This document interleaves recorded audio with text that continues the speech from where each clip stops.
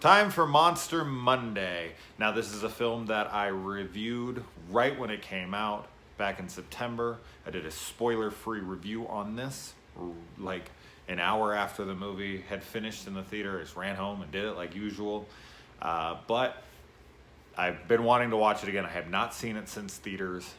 Usually I would hold up the Blu-ray here and show it to you, but I do not own this movie. I do not own this movie because they are going to release an extended version that's 15 minutes longer, and I'm not double dipping. I'm waiting for that. So I went to Redbox and I rented this copy because, yeah, I'm not buying it again. Anybody else waiting for that? Because I am. They need to announce when that's going to happen.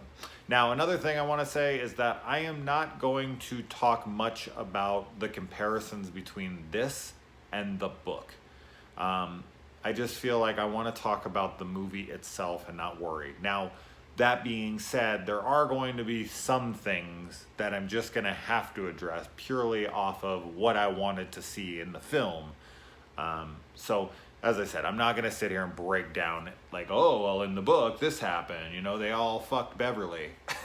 If you haven't read the book, that actually happens. Anyway, so let's get into the first thing, which is going to be a comparison to the book, I guess. Fitting, right?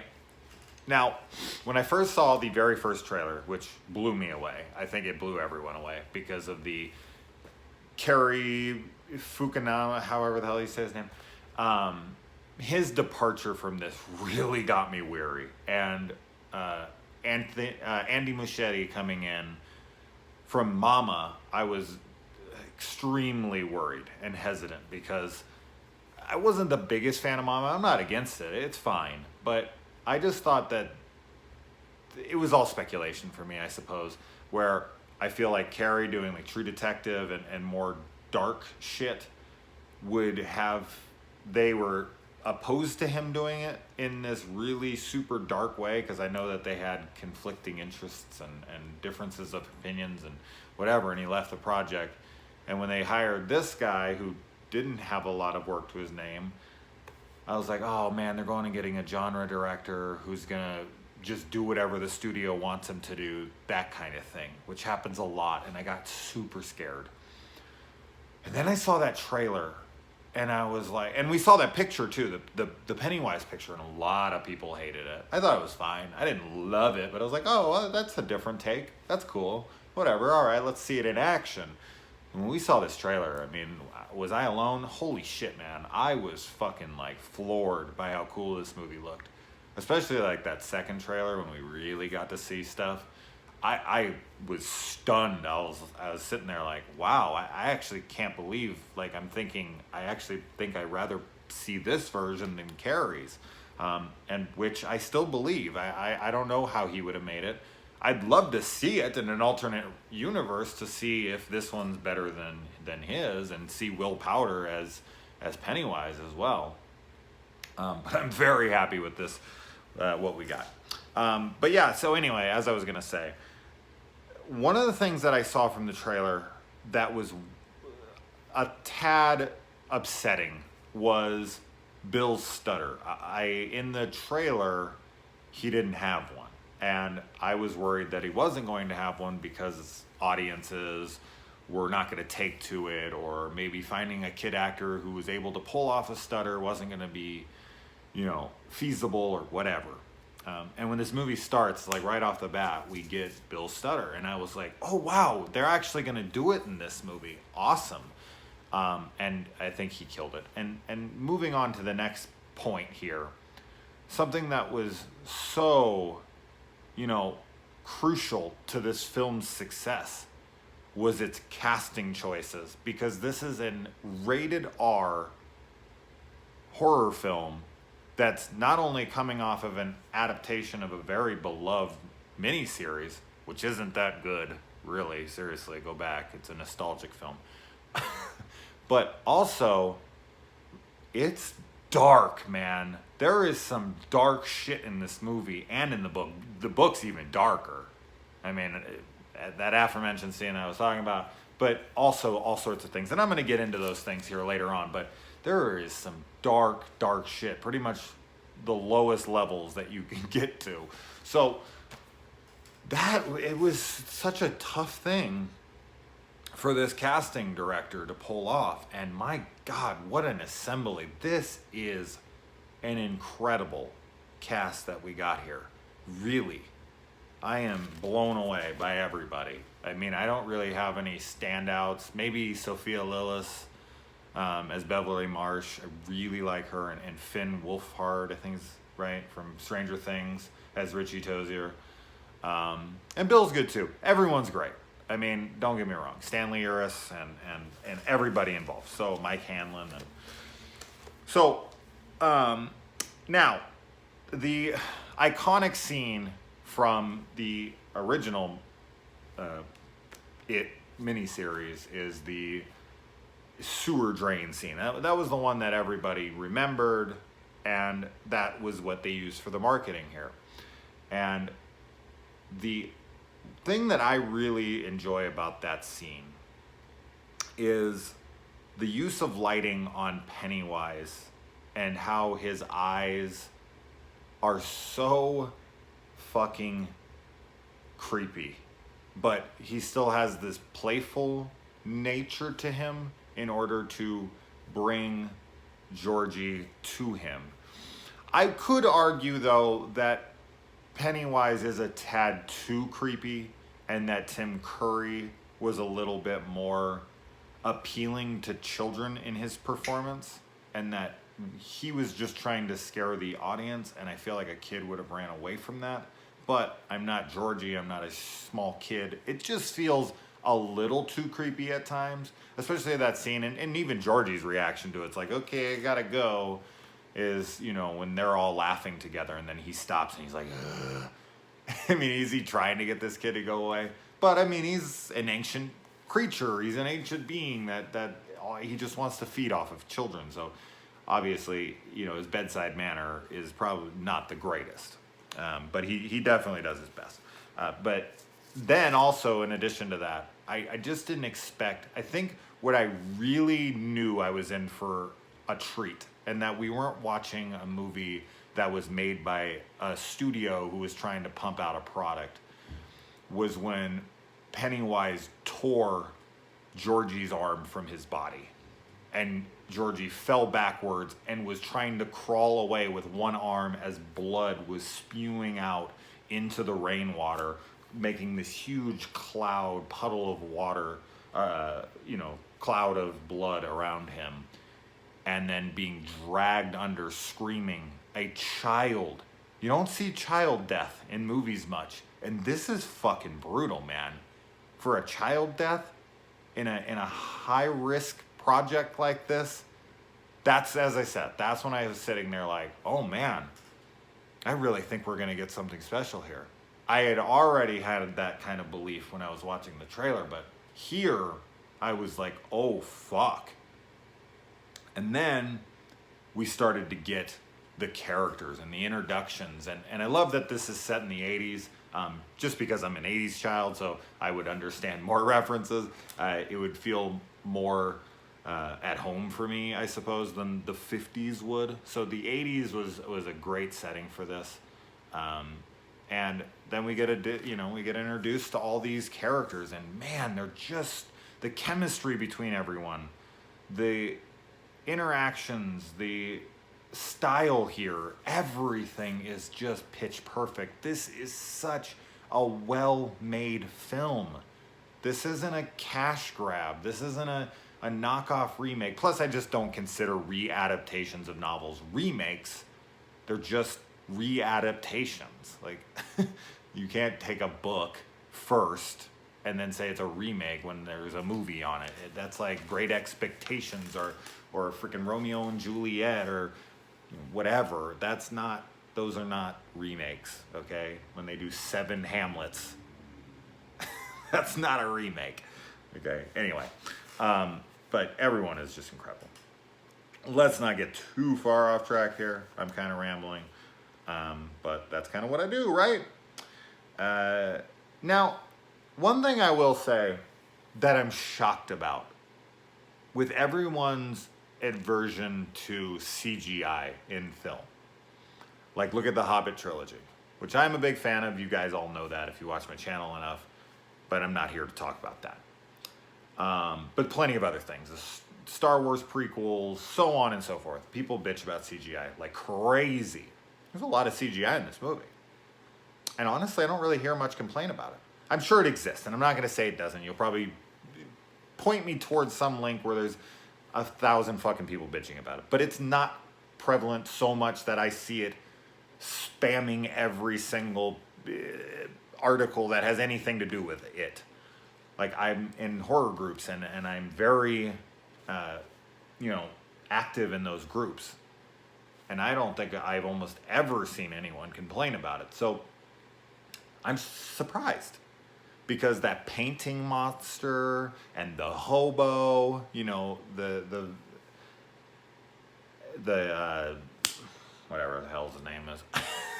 I lost the name there. But yeah, like a lot of the creatures and stuff in this are CGI. And they look good. The burning guy without the head who's stomping down the stairs and all. I'm fine with it. But I'm just honestly surprised more people aren't bitching about it. So I'll probably see some comments now that are like, what? I fucking hate it, and everyone I know hated it. So who knows? But I honestly don't hear it, and I'm kind of surprised. And I like it that it's not. But yeah. Moving on. Now what I was talking about as far as like this dark material goes for this film, you have child murder, racism, bullying, pedophilia, or at least, it's alluding to pedophilia. That you have the pharmacist who's hitting on Bev, saying she looks like Lois Lane putting on the glasses. And you've got her dad who, it's heavily implied that he is at least got a thing for her. Like, you're still my little girl, right? And he's like playing with her face and all. So, and I think that's just, it's like every dark tone and all in one movie. And the movie is led by children. And this is a rated R, big budget, risky type film. It's crazy that they went in this direction, that they took it so dark. I watched it with somebody this time, and they had to keep turning away because they're like, fuck, man, this movie's rough to watch. There's so much dark, negative shit. And because I'm so desensitized to that stuff, I don't even realize it. And I'm glad I rewatched it with her, because I was sitting there like, wow, this is how some people take this. Like, wow, she's right. This is super dark material. As I said, I don't even notice that shit half the time anymore, because I watch so much of it that any darkness is like fine with me. But yeah, it was like, oh wow, yeah, this movie's fucking crazy. And Leper, there it is. Jesus Christ, finally came. Another real cool style choice here was that triangle shape of balloons we saw in the trailer. I think that was one of the first images I saw from this movie in a video. I don't know, that just showed me the artistic expression here. The fact that the director was going to not just put a camera in front of the events and follow what was in the book, but that he was going to put his own stamp. That there was going to be completely new, or completely artistic moments within the film. You can always tell the difference between a film that's just been put together adequately by a genre director or an artist who is making it his own thing while staying pretty true to the novels. I know there's some people who bitch they changed this and they changed too much of that. But honestly, the choices that they changed here worked for me. And I don't try to take an adaptation and expect too much from it because of how I interpreted the novel. I like to take a book and read it and have my own interpretations of it, and then go see what someone else's vision is on it. Now, changing things outright, of course, is going to alter that in a way. But as long as the heart of the story is retained, it doesn't bother me. It's kind of like the Harry Potter movies. I really like 1 through 4 and 6 through 8. because they held the heart of the story. They didn't change things just to change things and just to throw in extra jokes and take out really important things. But The Order of the Phoenix did. And I'm not a fan of that movie because it changed the dynamic. It changed the heart. It changed the point. It changed so much. It took out so much. But I'm not going to get too far into that one, obviously. But just to make a point here, I don't feel like anything that was taken out of it or changed altered the overall goal. You know, the heart of the story, what was trying to be told. And there's so much here from the book that you got that. One thing they did take out of the book, or out of the movie that's from the book, it's in here one time. I talked about this in my spoiler free, but I really, really love the Beep Beep Richie shit. We get that in spades in the TV version. But man, I was really missing it here. We get it once, and it's only from Pennywise. We never hear it from any of his friends, which just bummed me out a little bit. They could have thrown it in once or twice. I know they didn't want to do it too much because they didn't want it to become overbearing, and they didn't want it to be too much of an inside jargon kind of thing for casuals who've never read the book. Like, what is this Beep Beep Richie shit, looking over at their friends? Like, what the fuck they're talking about? Once or twice, no one would have questioned it. The fact that his friends never say it at all is bumming. It really is. It just bums me out a tad. But I can look past it because at least it's in here once. But you can't really bring it into the next movie and have them do a callback like Beep Beep Richie, because we never see them say it throughout the entire film. Unless it's in the extended cut, which is possible. Oh, please, please. But saying it in the next one wouldn't really work unless it's from Pennywise himself. So, yeah, I don't know. It just kind of bummed me out a little bit because I really like it. Now, when Bev has the hair come out of the sink, I didn't even realize in my head until this time on this view, this is why multiple views are always good, that the hair coming out of the sink attacking her, we see when she's cutting off her hair goes down the sink. I know, duh, right? But there's just things you miss and you don't catch and whatever. This is one of those times where like, oh, this is her own hair coming back to attack her. Got it. Which I thought was cool. It's a little different, but it's cool. It's a different edition. And then the blood comes up, and then his dad comes in, and you know, he can't see anything. And then the kids come in. So the kids are the only ones that can see this.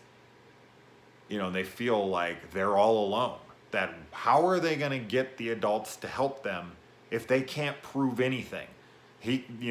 Bill can't get his parents to listen to him.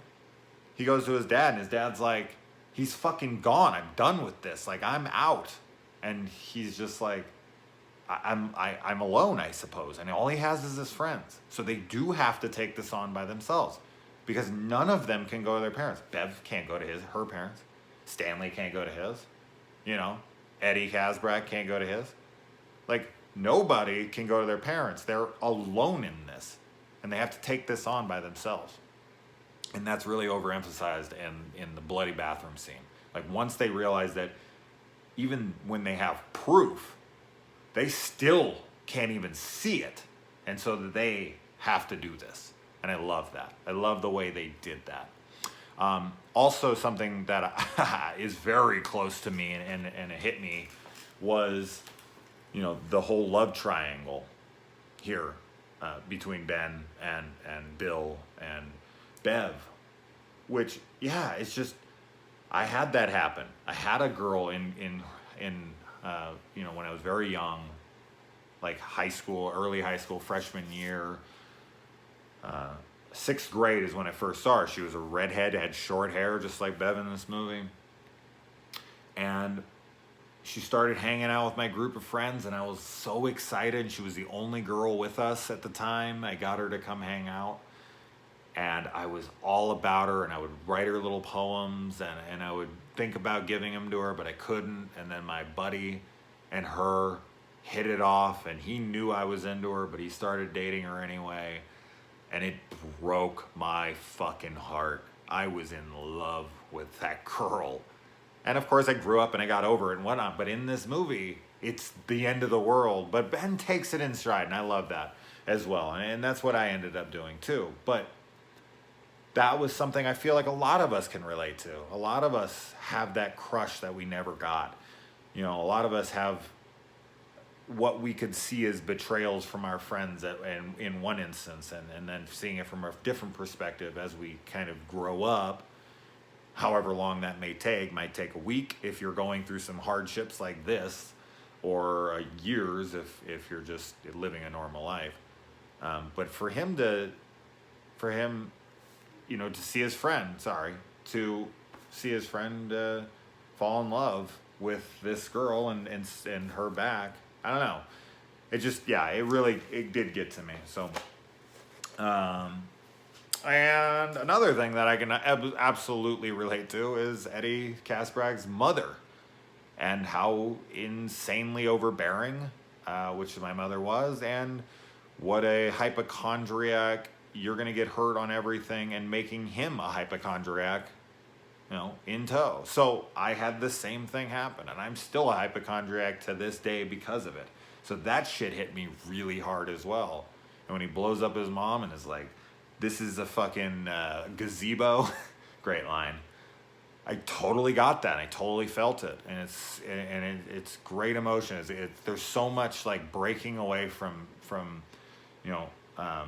They're facing all their fears, and that's just what this movie's about. This movie is all about facing your fears, you know, going up and standing up for yourself and believing in yourself, and going against the things that you think you can't achieve. Like, as I said, going against his mother and telling her no, and Bev going against her father and kicking his ass and being like, "No, you're not going to control my life anymore. You're not going to touch me anymore. You're not going to do anything to me." You know, and then them going and confronting Pennywise and taking him down and being like, "I faced the scariest thing in my life." Like, Bev gets to a point where she's not scared anymore at all. She faces him head on because she's like, I just faced the scariest monster in my life. You're fucking nothing compared to this. And I totally understand that 100%. And I like how it's just completely washed over that, like, they saved Mike's life. You know, this kid was going to kill him straight out. Rock in the air was just about to bring it down on Mike's head. And boom, he gets hit in the head with a rock. And if he didn't, he would have probably killed him. Now, of course, it could be argued that he was just going to bring it down next to his head or hit him slower than what he was going to bring it down. But this kid is a fucking maniac. He is out of his mind. And we see that in the novels. He absolutely ends up in a fucking mental institution. He's nuts. So, I don't know. I just thought it was kind of funny that they saved Mike's life. And he's just kind of like, all right, like, you're part of the losers club now. Come on. And it's like, you're not going to mention that, like, this guy was about to murder this kid? But yeah. Oh, one of the greatest scenes of this movie. One of the darkest, coolest, funniest fucking laugh out loud moments to me is when Pennywise is out in the bushes and he looks up and he's just got blood running down his face and he's like nibbling on a baby's arm and then he just waves with the arm and smiles. That's the greatest Pennywise shot in this film to me. It really is. I fucking love it. It is dark and it is wrong and it is scary and creepy and amazing. Another really great Pennywise shot that really worked effectively on the big screen, and it didn't have as much impact on when I was watching it on my TV, was when the garage scene's happening and we get the big Pennywise who's like comes out in the theater. That was shocking to me. I don't get scared. I don't really startle, but that was like, holy shit. I just wasn't expecting it in the slightest. It looked freaking awesome. That's a fan-fucking-tastic looking scene. And seriously, Richie Tozier. I mean, Richie is hilarious in this movie, and anyone who watches this channel or knows me in real life, I'm sure they're not going to be surprised that Richie is pretty much how I was in high school. All he talks about is sex. All he talks about is his dick, making jokes. Everything's a big gag. You know, can't take a damn thing seriously. Yeah, Richie and me, man, we're super close. You're lucky we ain't measuring dicks. God, he's amazing. And that's just it. This movie had to be rated R, and they didn't shy away from it at all. There's so many hilarious moments that are further pushed along because of the fact that they are rated R moments. Like, you know, when the bullies push down the well and like, holy fuck, like that shit is amazing. There's so many scenes where their reactions wouldn't be anywhere near as comical to me if they couldn't cuss, if they couldn't be kids. These are young kids. That's all they do is cuss. They have a new license on it. They've never been able to say it before. It's like finding some buried treasure and just overusing it, which I did too much. I try to cut down on it a little bit now because I'm an adult, but obviously I use it here a lot. But when I was a kid, I used it a fuckload more. But yeah, God. Now, another thing I really like is when they get into the house on Neibolt Street, and they're going through, and you have Eddie, and you have Richie, and you have Bill, and they're going, and they get separated in all different rooms, and we get to see all their different fears come to light. And the whole, like, the doors close, and it's like, you know, scary, very scary, and not scary at all. I laughed out loud at that. I thought it was hilarious. And of course they go pick the not scary at all. And then this is, you know, the way that they end up beating Pennywise in this is to stop fearing him like a Freddy Krueger. So we get another great shot here of Pennywise coming out of the fridge like a contortionist, and then getting a pipe or whatever that Bev sticks through his face, and he turns around and it's just face is collapsed in. God, so great. So fucking great. And that's, you know, this in the house where we get the beep beep Ricky and Richie, and then we get Eddie's broken arm. Reminds me of Harry Potter when you know he gets the arm taken out of his body. That shit's great. It's so gnarly looking. God, I've been talking a while, but there's so much cool shit in this movie. I can't help but talk about it all. And let's see. Now, another thing that I just like, this is something they changed from the book or added or whatever you want to call it, is that we actually see, you know, you'll float too. Like, we actually see the kids floating. Like, when Bev comes in there and she looks up and she sees all the kids floating, my jaw dropped. Because I just thought that was not only visually striking and eerie as fucking hell, but just such a great addition to that line within the book. Like, you'll float too. And then he looks up and they're just all floating. And then he makes Bev float up in the air. And it's just visually striking and really adds something very cool to that line and to the story. I just love that shot so very much. Also, like when Henry Bowers gets pushed down the well, that's awesome. That's just such a great thing too. You know, Mike gets up and just rushes him and pushes him down. Just the way he falls down. Great ending. Great. You know, that's another. They faced a fear. Like Mike went up against Henry, who was gonna kill him.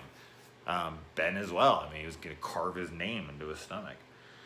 I love the cast, the loser. She writes loser across, and then she puts lover.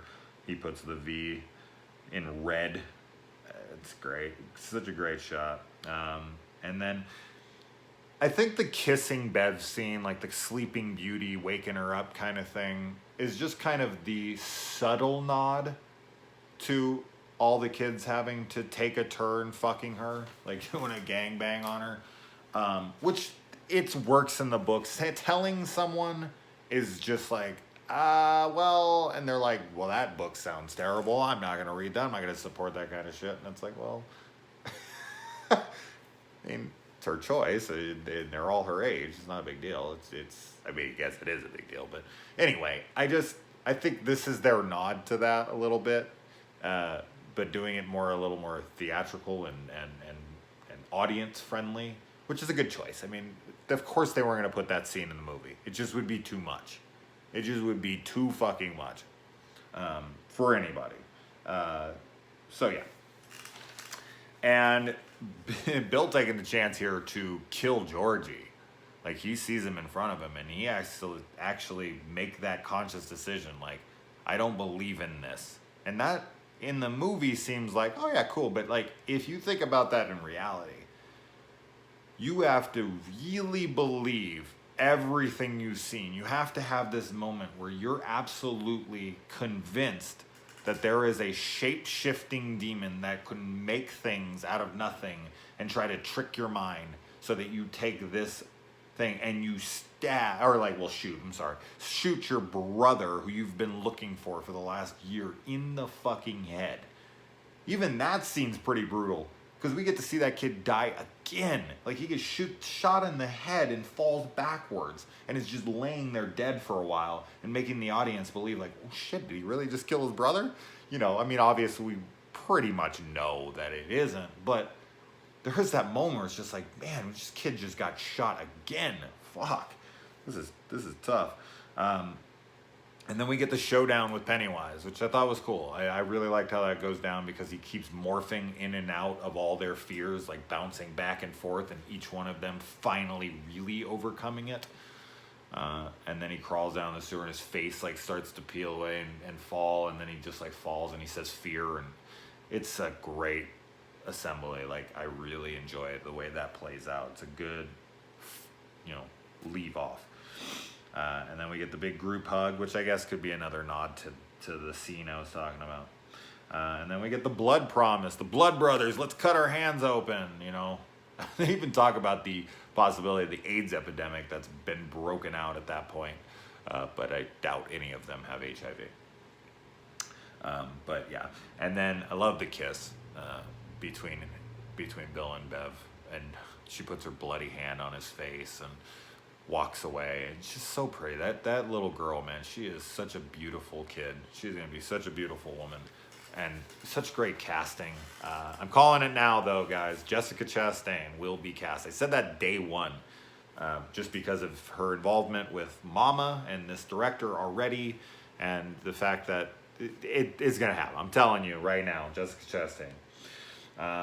And yeah, that's it. And then another really cool thing that happened in the theater was just the promise that there was going to be a chapter 2, at least. That it just was chapter 1. That was such a smart way to tell the audience, like, there's going to be another one. Like, because most people, they don't know that there's more to this story, that they come back as adults 27 years later or anything. So I just thought that was such a smart way. Not like, the losers will return in chapter 2 or something, kind of like they do in the Marvel films, which I'm not knocking the Marvel films at all, but I don't know, it just seemed a little silly in this, so I just loved how they handled it here. But anyway, I think I've talked about this long enough. 4 minutes. Wow. Okay. Anyways, Monster Monday out. Stephen King's It. What a fucking fantastic book. What'd you guys think? If you're even still here, I know I say that a lot, but damn, who's got this kind of time? Ray, I bet you're still here. All right, guys.